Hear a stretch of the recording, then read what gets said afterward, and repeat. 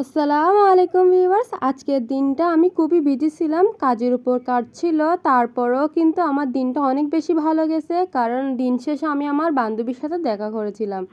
বান্ধবীর সাথে কোথায় কোথায় গেলাম, কি কি করলাম, সব কিছুই আপনাদের সাথে শেয়ার করব। তো আমি সকাল সকাল ঘুম থেকে উঠে রেডি হয়ে চলে গেলাম আফুর পরীক্ষার কেন্দ্রে। আমার আফুর ফাইনাল পরীক্ষা চলছে, এরপরেই কিন্তু ওর গ্র্যাজুয়েশন কমপ্লিট হয়ে যাবে।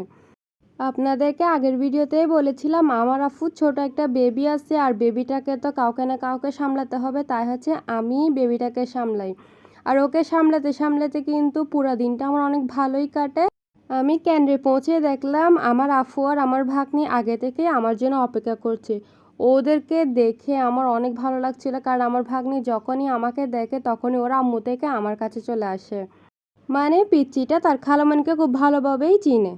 কেন্দ্রে পৌঁছে দেখলাম কেউ এখনও আসেনি, পুরো কেন্দ্রটায় প্রায় খালি বললেই চলে। তাই আমি কি করলাম, আমার ভাগ্নিকে নিয়ে একটু দোকানে গেলাম হাঁটার জন্য আর কি। ও আবার হাঁটতে ঘুরতে ফিরতে অনেক বেশি পছন্দ করে।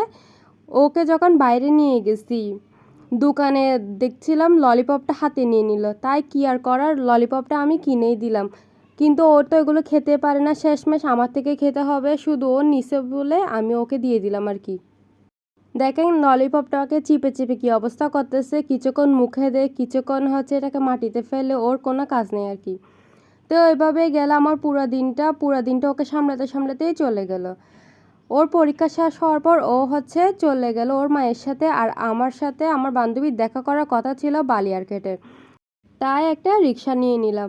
আঙ্কেল চিপা চাপা অলিগলি দিয়ে আমাকে 30 মিনিটের রাস্তা 15 মিনিটেই পৌঁছে দিল। বালিয়ারঘাট গিয়ে আমার মাথা খারাপ হয়ে গেছে, কারণ অনেকক্ষণ অপেক্ষা করার পর বান্ধবীর দেখা পেলাম না।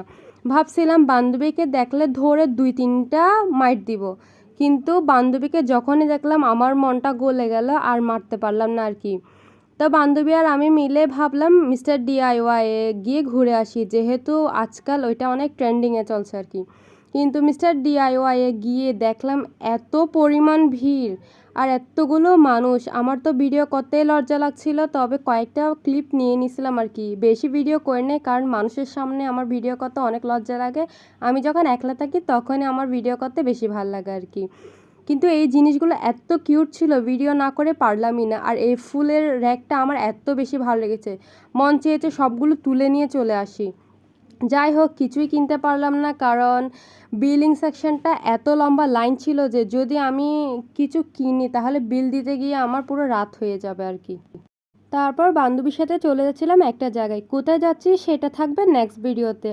আল্লাহ হাফেজ।